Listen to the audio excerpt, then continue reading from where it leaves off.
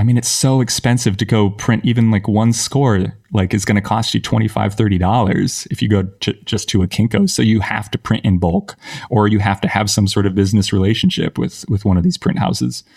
And that's hard when you're especially just starting out. If you're a young composer, you can't afford to print up 100 scores at one time, to get the price down. It doesn't make sense. And so, I wish people would take PDFs more seriously sometimes.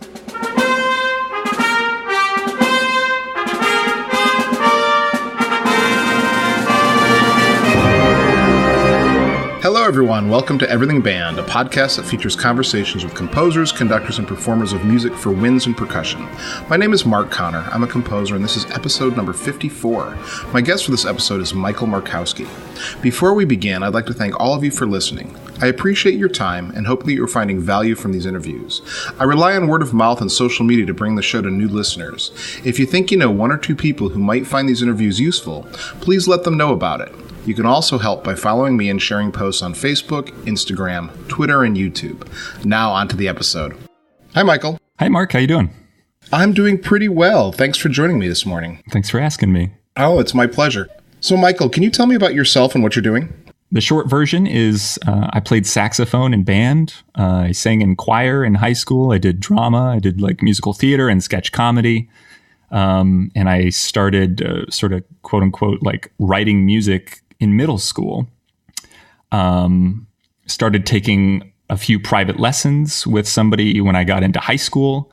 Wrote my first large ensemble band piece in 11th grade. It was horrible, but it was such an incredible learning experience. I think I learned more from that one piece than I have in the last 15 years of writing music.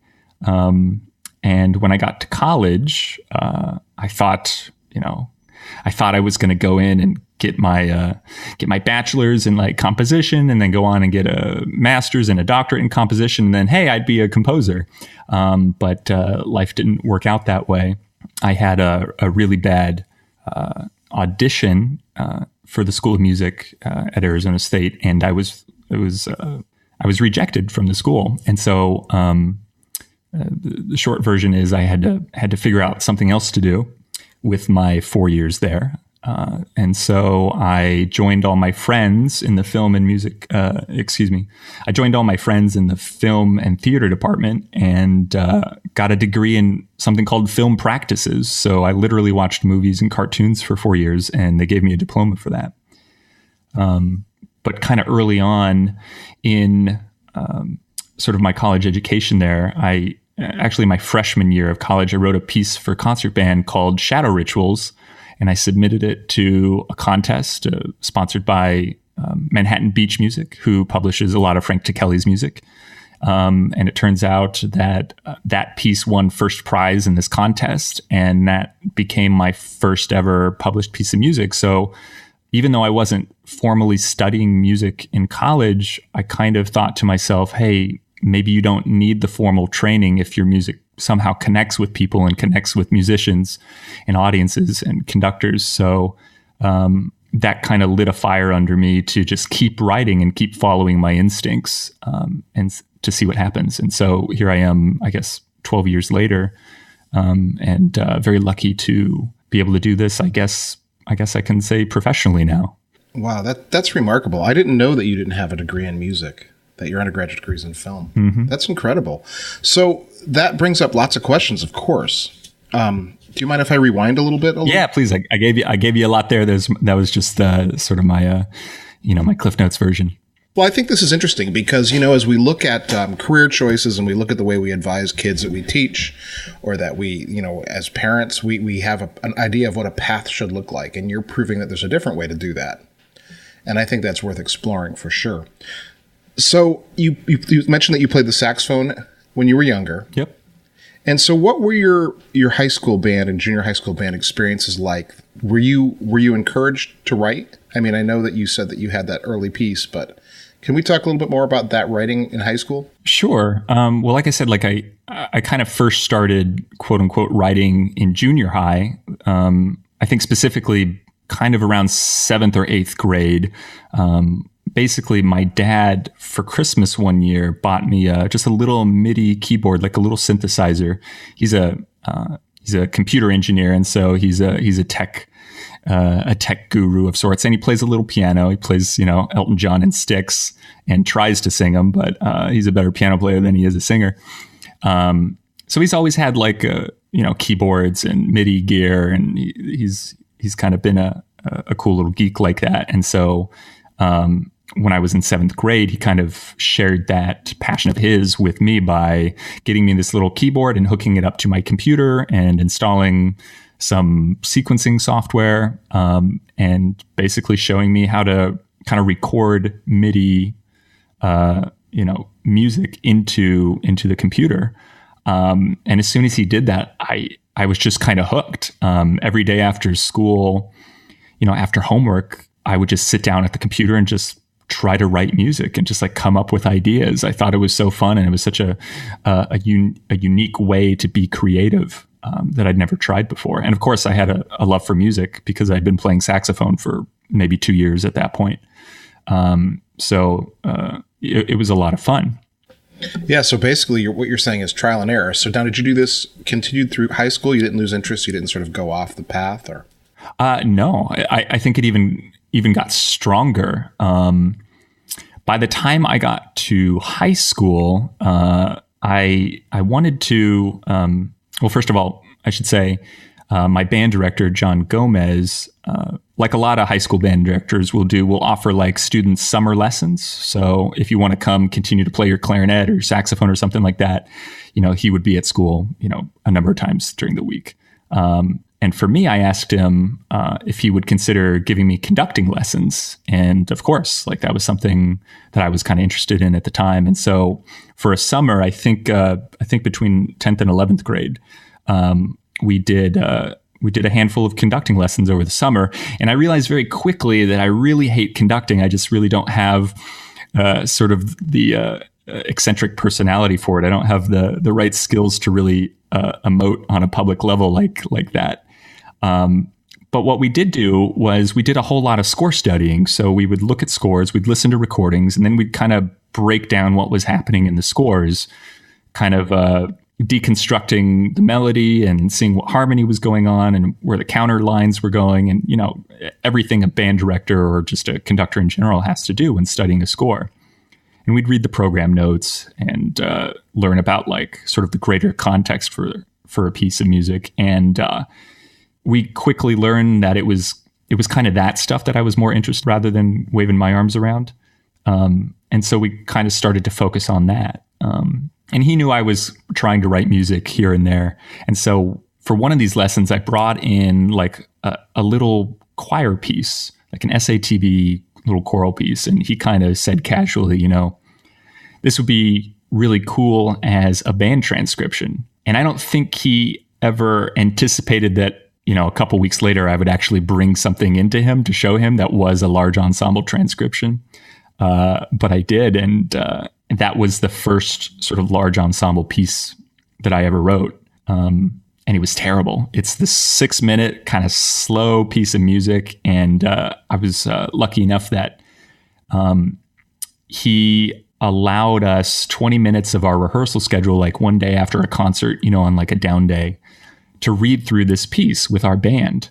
And I don't know how you train wreck in a slow piece of music, but we did. I mean, it was so awful. I'm telling you, it's like, it sounded pretty at some points, but then other points it had like a random Charlie Parker solo in it because I was a saxophonist and like jazz. And I just like was trying to write what I know or something like that. I don't know. It was awful. And so, we train wrecked like halfway through this piece. And I just remember the rest of the band just kind of giggling and like kind of making comments to themselves under their breaths, like, like, why are we even spending this time, reading this piece of music? We should be playing, Granger or something. Yeah. So it was a very humbling experience, but I'll tell you, I learned so much that day about writing for living performers and not for computers, that it was just an incredibly valuable lesson to learn as a young composer. I think for sure we learn much more from our mistakes than we do from our successes. I'll never forget, probably one of the best lessons I had was similar. I was in a jazz arranging class. And for those who know me, I'm not a jazz musician, but I took a jazz arranging class and I did a piece for big band. And I had this really intricate, like, super sax harmony in the saxophones and these like moving chords in the brasses. And what I didn't understand at the time, and this is all pre-MIDI, pre-sequencers, you know, I learned really quickly how to deal with harmony. And you actually have to pay attention to things like passing tones and non-chord tones because it was just this big hot mess. And I remember wanting to like shrink into the floor. So, yeah, I mean, I just love that. I love that your experiential learning here as a young person. I love that you had teachers who were willing to take that time to foster that. Yeah. Very, very lucky to have amazing teachers across the board. So it sounds like you got your music education started pretty early. And then you mentioned that you got to Arizona State and then you took the audition. How come you didn't look for a different place? Was that just you wanted to go to Arizona State?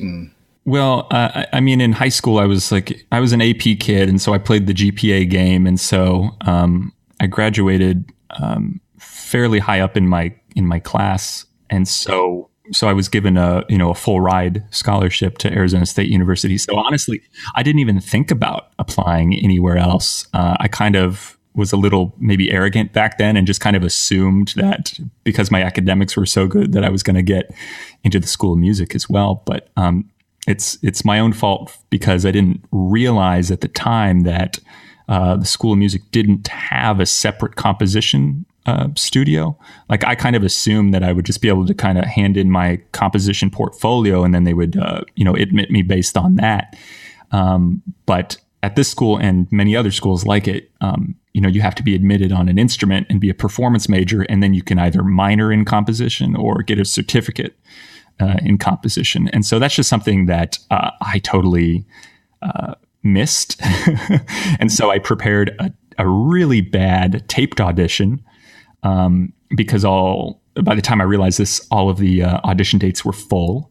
So I was put on a wait list. And by the time I got a phone call saying, hey, we have an opening for an audition, it was literally the weekend of our All-State concert. And it was the only year I ever got into All-State as a saxophone player. And so I kind of valued the All-State experience more than this audition at the time. The opportunity to play for, Richard Clary and be one of 6 saxophones or something like that in the state of Arizona was a big deal to me. So I didn't go in for the live audition. I sent it in a really bad taped audition. And from what I heard, it was less than impressive. So, and they were totally right. It's terrible. But in retrospect, it was sort of the best thing that ever happened to me.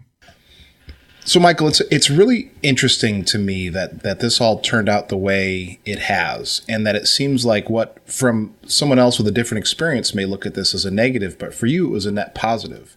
And so what do you think the larger lesson is here? I think the larger lesson is, and of course you can only, as Steve Jobs said, connect the dots looking backwards, right? Years later.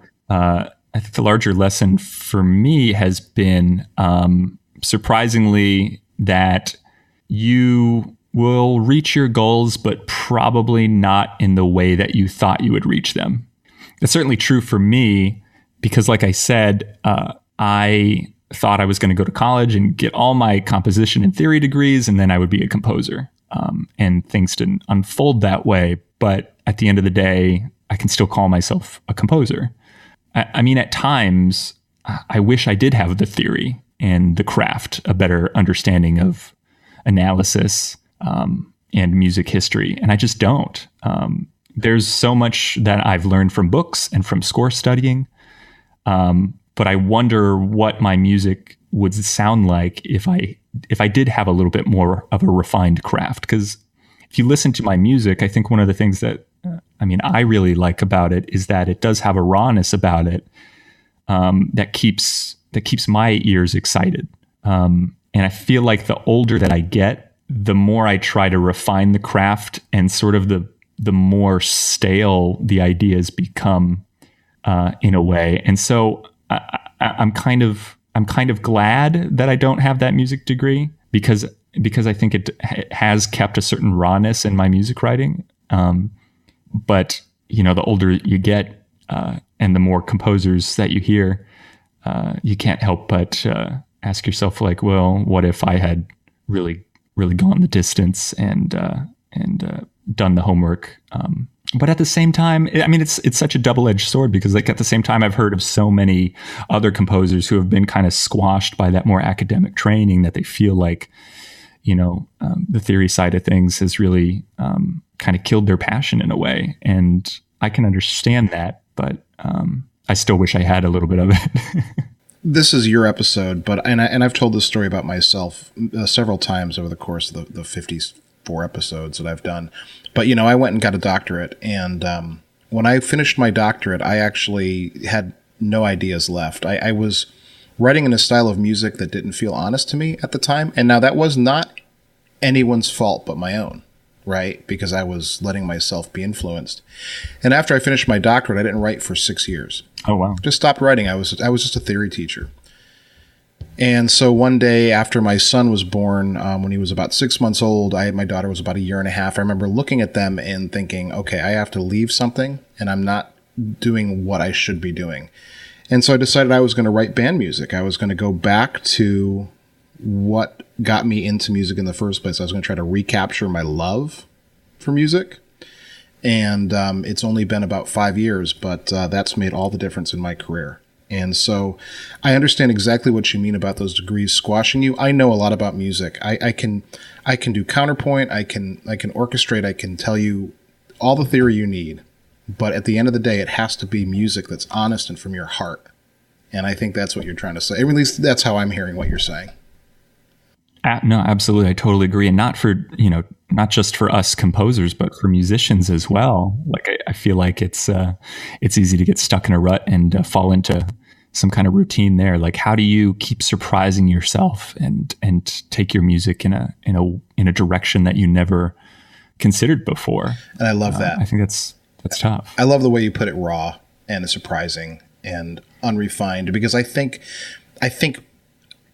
as you mentioned, when you started, New York Times says Michael Markowski's music is raw and unrefined. I would love to put that quote on my website.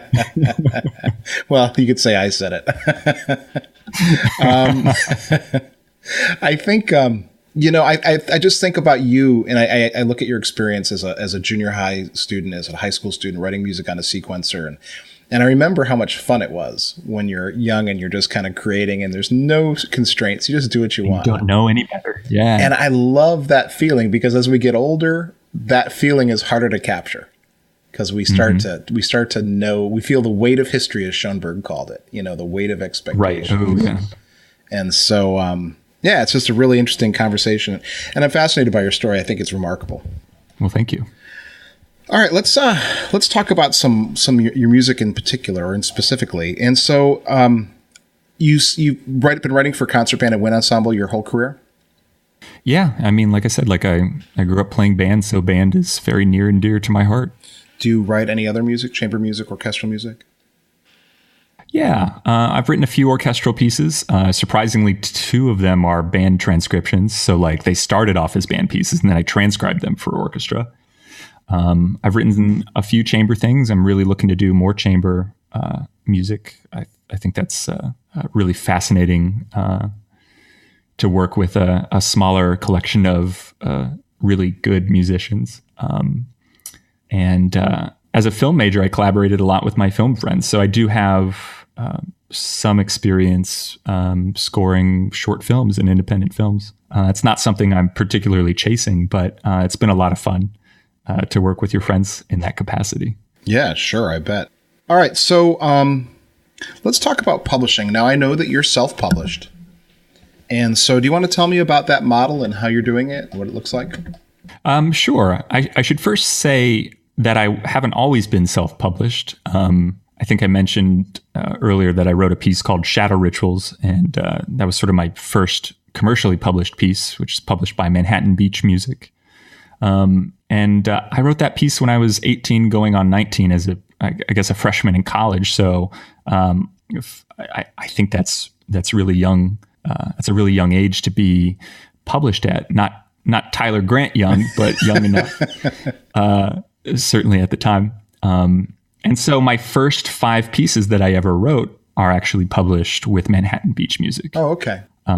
And they were amazing. Like they really, I think for a publisher, I think they went above and beyond what they needed to do to help sell my music and get my name out there. You know, for instance, anytime anybody would buy one of Frank Ticheli's pieces like Vesuvius or something like that, Bob Margolis at Manhattan Beach would just slip in a free Shadow Ritual score into that box, into that shipment going out. So like, if you like Vesuvius, maybe you might like Shadow Rituals by Michael Markowski. Oh, you know? That's awesome. And like I mentioned, it won first prize in the Frank Ticheli composition contest. So they were very smart to kind of put that on the front of the score, like winner of the Frank Ticheli composition contest. So I feel like if you were at the Midwest Clinic and you came across the score and you saw Frank's name as sort of this stamp of approval, there was a little name association there. And I think that was really smart branding. But at the same time, I was still very careful to hustle myself in a way. So I would go to the Midwest Clinic and I would work at the Manhattan Beach booth, and I was pretty familiar with most of their titles anyway. So I would work for them, and whenever a band director would come up to me and say, hey, I got a high school band, I'm looking for like a grade 4, grade 5 kind of piece, what's new?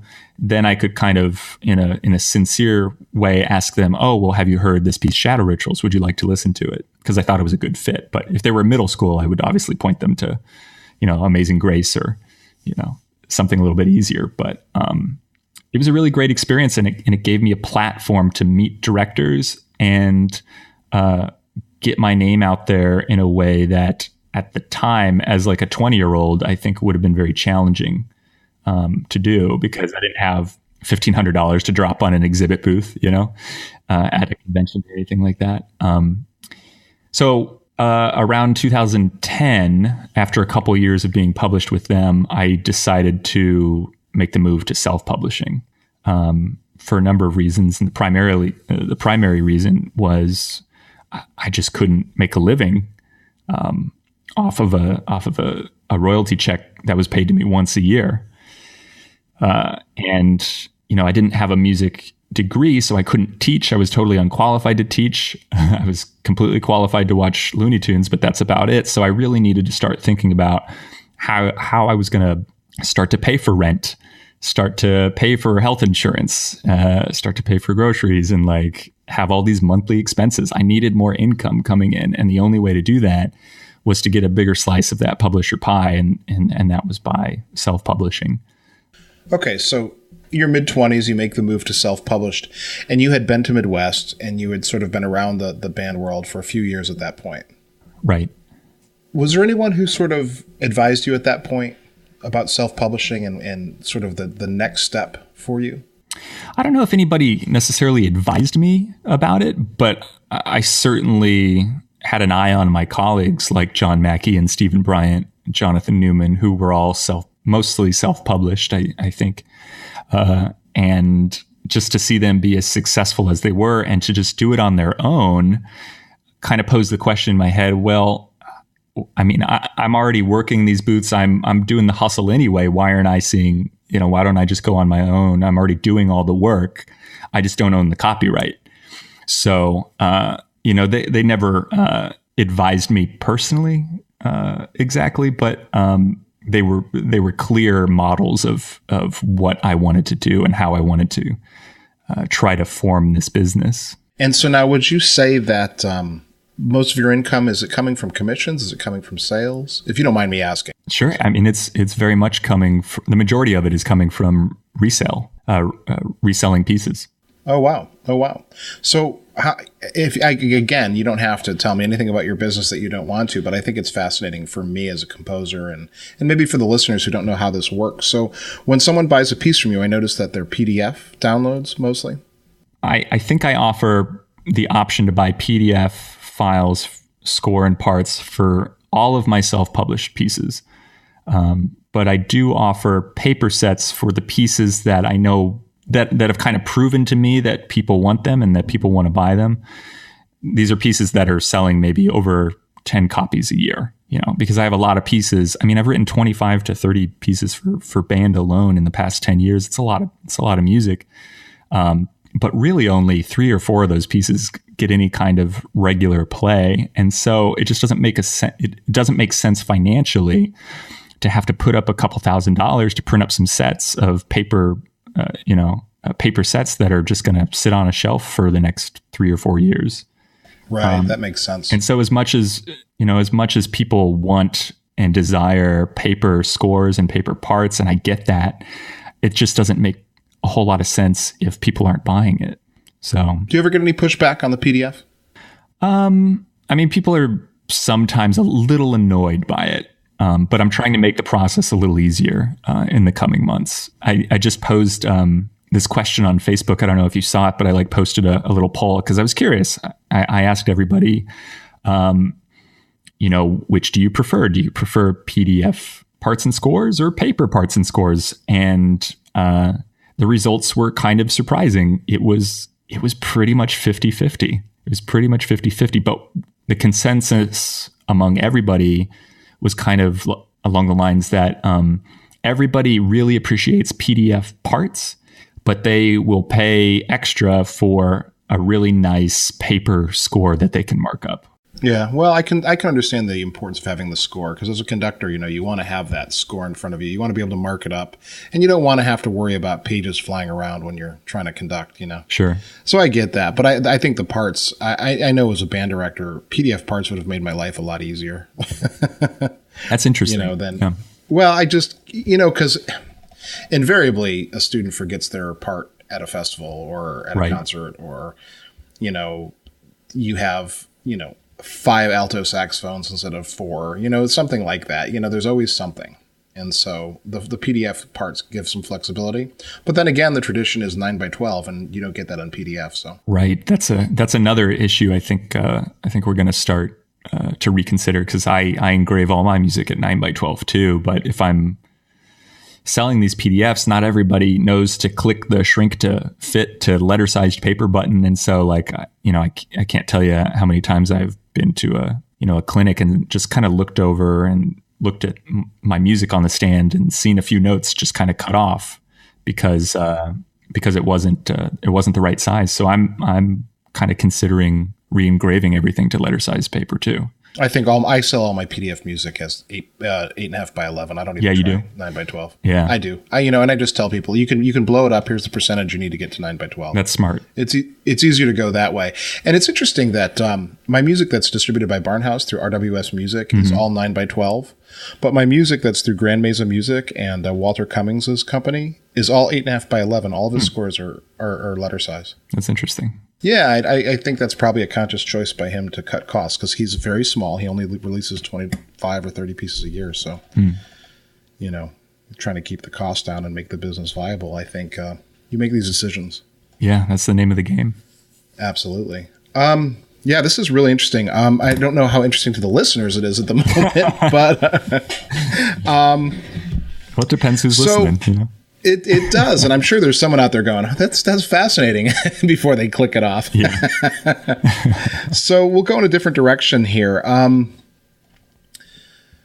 Do you have a sense of when, beyond the winning the prize with Manhattan Beach and those few pieces, is there a sense of when your break happened? And what I mean by that is when you began to go from the young person with a few pieces published to Michael Markowski, who's getting commissioned and performed around the country. If it were any moment, it would absolutely have been that contest. I mean, at that point in my life, I didn't mention this earlier, but I was actually a math major for one semester before jumping over to film, just because I had a really great Calc 2 teacher who made Calculus 2 very interesting to me. And so I really didn't have music in my life for a couple of months at that point, until that spring semester when I found out that piece had won this prize and that it was going to be published. I think that got my foot in the door. I wouldn't say it was a huge break, because as a lot of composers will tell you, you might get one little break, but you still have to work hard to maintain it and to keep that break alive. And so I feel like my success has been very, very, very steady over the last 10 to 12 years. It's been just baby step, baby step, baby step. But I can see the linear line when I look back, and it was never anything overnight. I think there's a lot of value in that philosophy of just keeping on working and looking at your career as a drop in the bucket, so that everything you do is filling up that bucket, for better or worse. Right. All right. So what does it look like to commission a work from you? If I were a high school band director who really wanted to have a piece of yours on my concert next spring, what would that look like for me? To commission a brand new piece of music? Mm-hmm. I mean, it's fairly simple. I think for most composers, you could just email us and tell us what you're thinking. Tell us when you want to premiere this piece, what the ensemble is that you want us to write for, what the occasion is. Why are you even commissioning a piece? I mean, to commission a piece of music is not cheap. And so, at least I want to know why. First of all, why me? Like, have you played my music before? What pieces of mine do you like? I want to know. I want to know that I'm just not like a composer on your list. In other words, like I think a lot of us have gotten emails that say, "Hey, we're considering you from a pool of many other composers for a commission," and like that just doesn't make the process very personal. And like, sure, it's work, but for me, I might not now be so inclined to move forward with a project like that. I really am looking for more of a personal connection. Yeah, and I think that's true, because you want people to approach you because they want you. Yeah, and for me, it just makes the process of writing the piece a little bit more personal and a little bit more intimate, because I know the personalities that I'm writing for, or at least a little bit. I mean, that's one of the great things about the band community is, I feel like most of us kind of know each other and are going to be friends kind of for the rest of our lives and the rest of our, our music careers. So it's important to me to, at least on some level, have a in-person conversation with somebody, whether that's at Midwest or maybe, a school might ask to bring me out for a short residency so I can work with the director and, his or her kids. That's important to me. And I think that's something that's not particularly thought about when you're thinking about commissioning a composer. So my advice, would be to get to know the composer on a personal level to some degree. Yeah, absolutely. I agree with that. Do you do many consortiums?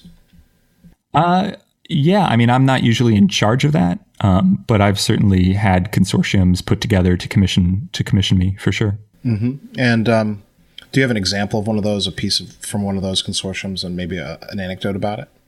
I don't really have an interesting anecdote. I mean, well, that's fine. That's fine.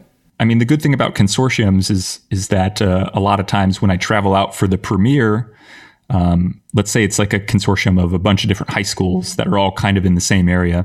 If I travel out for the premiere, chances are that there's at least a couple of other schools that are maybe working on the piece at the same time as well. So I'll get to kind of do a little mini tour and go work with a number of different high schools and get varied perspectives on that same piece of music, which I think are helpful. So what's your process when you write?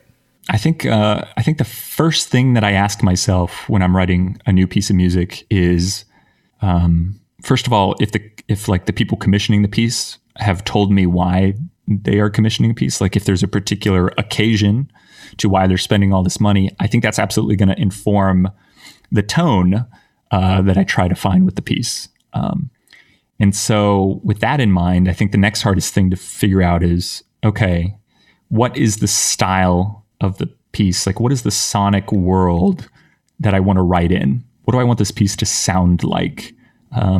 So for instance, like I wrote a piece called The Cave You Fear. And so for that piece, I knew I kind of wanted it to be somewhat influenced by kind of traditional Hollywood movie music, in that there's like kind of mediant relationships and tritone relationships in the harmony. But that I also wanted to incorporate kind of sound effects and musical sound effects into that world. So I experimented with like a saxophone multiphonic and scraping a Super Ball mallet on like a timpani head, that sort of thing. All these things kind of defined, I think, a more mysterious world in my head than just like writing a piece in a minor mode, you know? In college, as I mentioned, like it's no joke that that I literally watched Looney Tunes in college. Like one of the classes I was in was called Critical Studies of Animation, and for our final project, we had to give a PowerPoint presentation on a subject of our choice. So I chose to talk to the class about the music in Looney Tunes.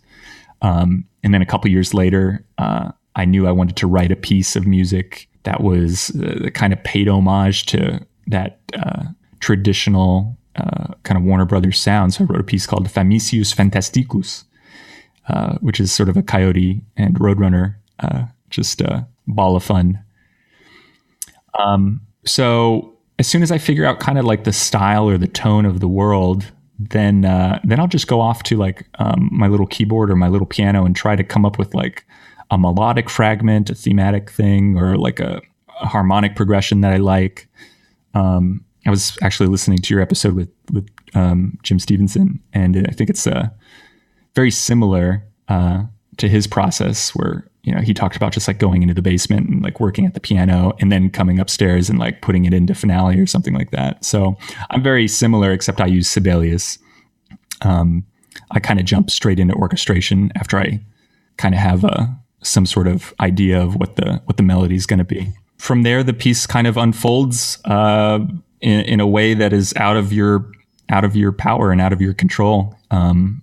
You know, I think of it a lot as like a puzzle that you're trying to put together, but all the puzzle pieces are like upside down, so you don't really know what the final like big picture is going to be until you're done. So yeah, it's hard to find the edges of a composition. Yeah, exactly. Like a puzzle. Yeah. And I delete a lot of material too. I'm not afraid to delete something that just isn't quite working in the world that I'm working in. I'm not afraid to rearrange things and put them in a different structural order to make sure that sort of the dramatic arc of a piece is working as well as it could be. Yeah. Isn't it interesting how sometimes you could have a piece of music or a piece of a fragment of a piece that is in one spot for a very long time, and then you move it somewhere completely different in a different context and suddenly it works. Right. Yeah. Or just repeating that, you know, that section of music is often helpful too. I find the whole thing completely fascinating and maddening at the same time. Oh yeah. It's a terribly sloppy process. Yeah, it sure is. So do you have any advice you'd give to young composers? I think there's a number of pieces of advice I could offer. One is write for your friends. Write for your friends who are in the band or other musicians that you know, to just get your music heard by living, breathing, soulful musicians. Because you know, so many of us were brought up on computers, and computers are a great tool, but they can only go so far, and hopefully they only go so far in the future. So I think it's really helpful, as I said earlier, to get your music performed or at least read through.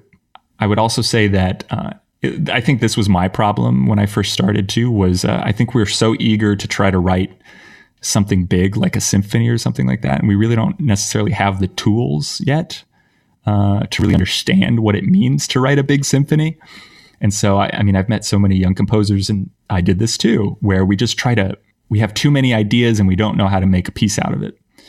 And so I think it's really helpful to just keep things simple and just write a piece for solo clarinet, you know, write a piece for yourself, or again, like your friends or something like that. Just keep it simple, focus on the essentials, the fundamentals, and you'll get to your symphony someday.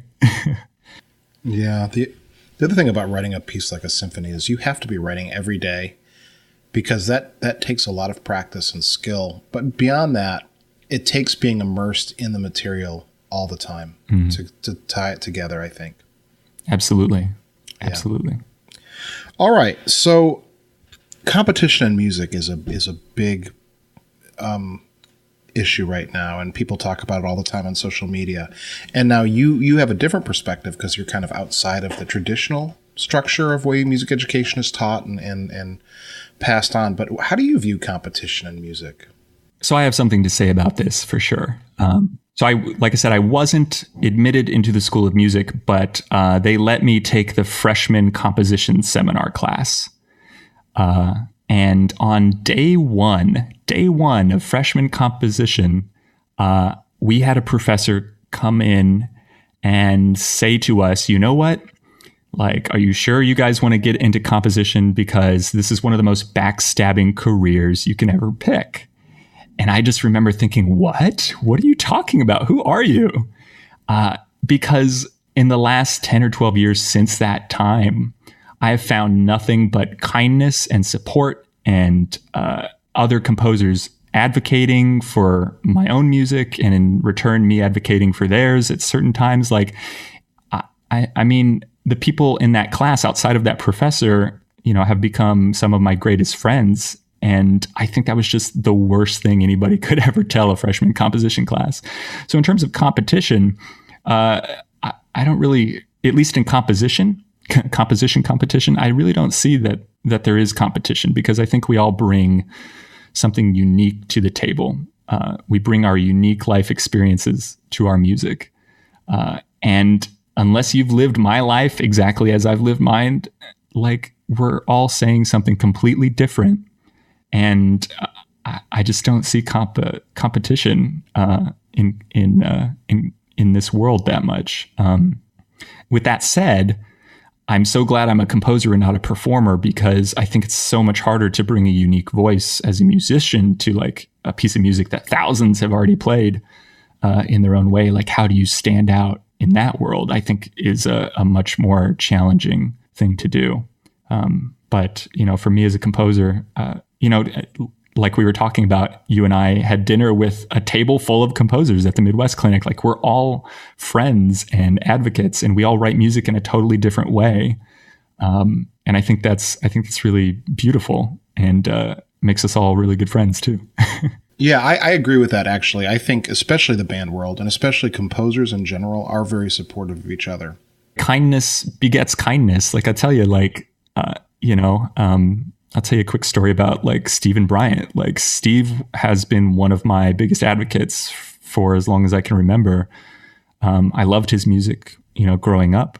And one day at the Midwest Clinic, I asked him, he was just kind of wandering around, and I asked him to come sit down and take a listen to a piece I wrote, a little arrangement of Turkey in the Straw. And he really liked it, and we kind of struck up a relationship there. And a couple years later, he ended up, recommending me for a gig at Kennesaw State University. And, it's really, in film, we always talk about like the importance of networking. But I like to think of it as the importance of like making friends, making really honest friends, because your friends are going to vouch for you and put their name on the line. And in networking, maybe it's kind of a little bit more like, you scratch my back, I'll scratch yours. Thank you very much, kind of transactional. But like I said, like this is one of the most kind and giving industries that I've ever just been witness to. So I'm really grateful to call myself a band composer and a composer in general. I think the thing about networking that is often misunderstood is that it's not really giving business cards and making contacts, although that can be effective. It's really about building relationships, because relationships bear fruit. Right. And it's when you're friends with someone, they don't look at it as being transactional to do something for you. They do something because they want to. Right. And because you're good at what you do, and they respect you, they like you, they want to help you. Exactly. Okay, so Michael, you write a lot of music, you're supporting yourself. How do you achieve a work-life balance? Let me ask my career coach about that. I mean, that's always a struggle. I mean, before I moved to New York, when I was living out in Arizona, I mean, I would stay up all night and work. I would wake up at literally 4 p.m. in the afternoon, because who wanted to be awake, during the day during the summer in Arizona anyway. I'd wake up at like 4 in the afternoon and like go get a cup of coffee and then go home and like do some work and then write all night. I was like 22 at the time or something like that. So, I got to pass a little bit, but, when I moved to New York city, I really tried to find a routine and try to make this a little bit more of a day job. It wasn't so clear 5 or 6 years ago that I was going to be as sustainable as maybe I am now.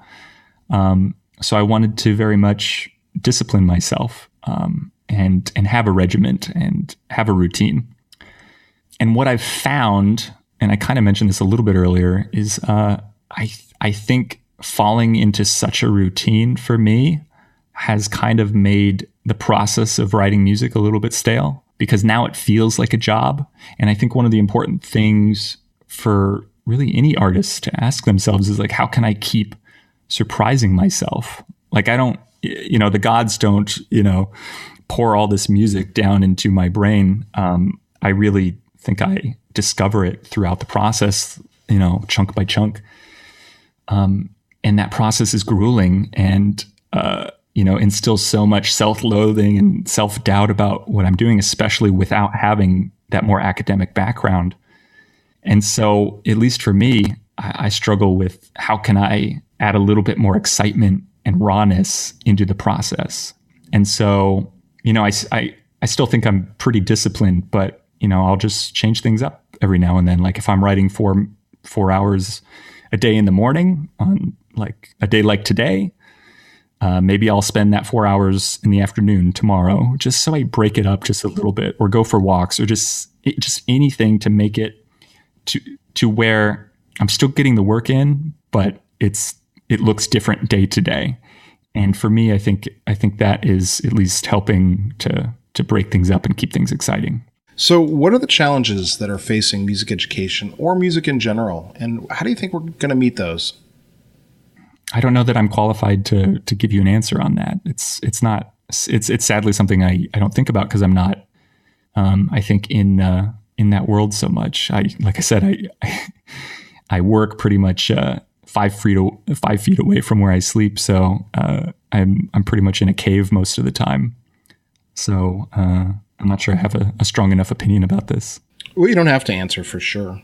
I think, if I had to say anything, and I don't know if this will be relevant for the podcast, but I think when I am at schools and I'm working with kids, I think the way we teach music kind of falls a little bit into a routine as well. And I think whatever you can do to break that process out of the box would be helpful too, whether that's just like listening to other recordings of similar pieces, or other pieces by the same composer, or like really trying to understand the context behind why a piece was written. Maybe going a little bit beyond just the program note and like reaching out to that composer if they're alive, and or listening to the Everything Band podcast and finding out a little bit more about the story behind the piece, just so there's a little bit more of a connection to the piece that we're playing. Because like when I was in high school, you focus on the notes, the rhythms, balance, blending, intonation, all those things, and those are great. But I wish we would have spent more time listening, like 5 minutes a day, even like listening to recordings. Like, what are we supposed to sound like? What is the end goal here? I wish there were a little bit more of that in music education. All right, Michael. So it's your high school graduation day. What advice would you give yourself? I guess the advice would be just keep being patient, keep working hard, and be patient, and things will unfold as they will. That's kind of terrible advice, but like I said, I think when we're just starting out, especially after you've just graduated high school and you're getting ready to go off to college, like the world is your oyster, right? Like there's so many possibilities, and you might want to try and like do everything and like have too big of dreams. But those things are all really exciting. But I think I was always sort of like a keep my head down, do the work, and just kind of be patient kind of person. Later in life, anyway. If you could plan it out, what would be the final work that you'd conduct or hear or interact with, and why? That's a tough question. I hate to be vain and name one of my own pieces, but a piece I might mention is is Joyride, which is a piece of music that I wrote as a senior in high school. And it kind of just encompasses everything that we've talked about just, a piece of music that's a little rough around the edges, but just has this really raw spirit about it. And every time I hear it and every time I work with a band on it, it reminds me of myself as a senior in high school, where I was that kid where I thought anything was possible. And I kind of find a lot of joy in reliving that and reminding myself that, oh, this is what just, unapologetic, joyful music is supposed to sound like. At least, I guess it's nostalgic for me, and it takes me back to why I wanted to be a composer in the first place. I think that's a great answer. And I don't think it's being vain to choose your own music. Presumably, as composers, we're writing the music that touches us. And I know that this sounds terrible. Maybe someone's out there going, wow, you arrogant, whatever. But I'll put on my music. I'll listen to my music because sometimes I just want to remember what that feeling was when I caught that moment of something special. Right. And maybe this is true for you too, but like for me, every piece is like a little bit of a time capsule of where I was at that point in my life, what I was going through, what I was feeling, not necessarily heavy things, sometimes heavy things. But it's kind of like a scrapbook in a way. Whenever I hear a piece of music that I wrote, 10 years ago, I'm transported back to, being 22 in a way. And like, I don't know, there's something nostalgic about it. Knowing that this is going to be released in early April 2018, is there anything coming up that you'd like to share or promote? There's this music festival called the Mid-Europe Festival. It takes place in a little town called Schladming in the country of Austria. It's basically run by Stephen Bryant's wife, Verena Mosenbichler-Bryant, and her dad. And it's just a whole lot of fun. In one of the most beautiful places I've ever been, just the middle of the Austrian Alps in July. And this year, I believe Frank Tikelli and I and Steve will be the guest composers in residence there for the week. They have two great honor bands. One is sort of like a 16 through 30-year-old honor band. And then the other is a more adult 30-plus honor band.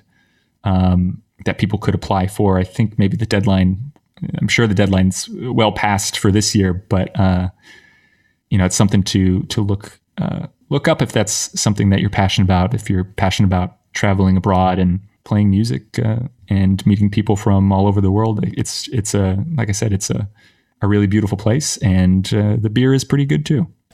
All right, Michael. So how can people get in touch with you?